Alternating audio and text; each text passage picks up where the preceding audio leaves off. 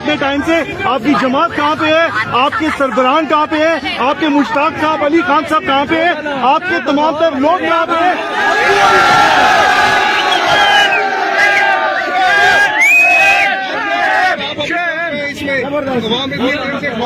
यहाँ पे और आप अभी पहुँच रहे हैं।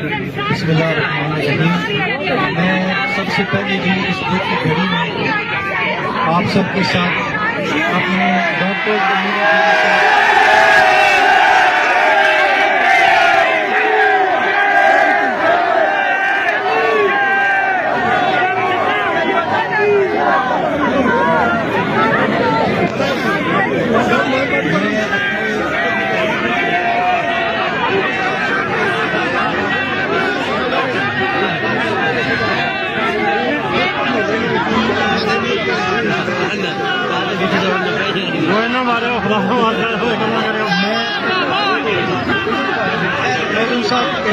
कोई बात नहीं।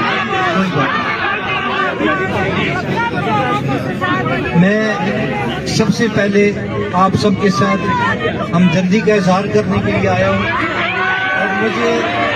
और मुझे इस चीज़ का बहुत, जिस तरह आप लोग दुख में हैं, मैं आपको ये यकीन दिलाना चाहता हूँ कि हम भी दुख में हैं। एक हमारी लेडी डॉक्टर जो हमारे इस इलाके का इज्जत थी,